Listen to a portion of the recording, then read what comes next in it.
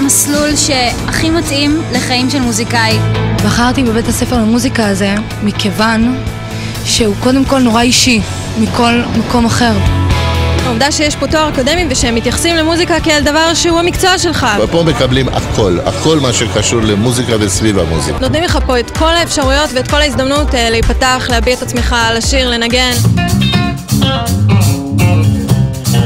מוזיקה זה לא רק אומנות, מוזיקה זה גם מקצוע. הסטודנטים לומדים גם את המקצועות המוזיקליים, אבל גם את המקצועות שקשורים לתעשיית המוזיקה.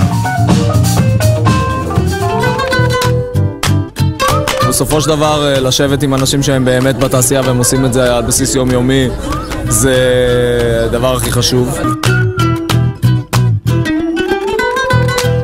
בוגר של המוסד הזה, יוצא לכאן עם תואר אקדמי, וזה מקנה יתרון עצום לעומת מוסדות אחרים שעוסקים באותו התחום, ששם אין להם תואר.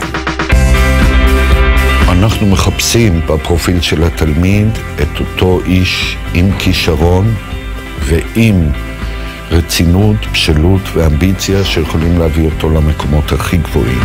הקונספט הזה שמוזיקה זה מקצוע הוכיח את עצמו.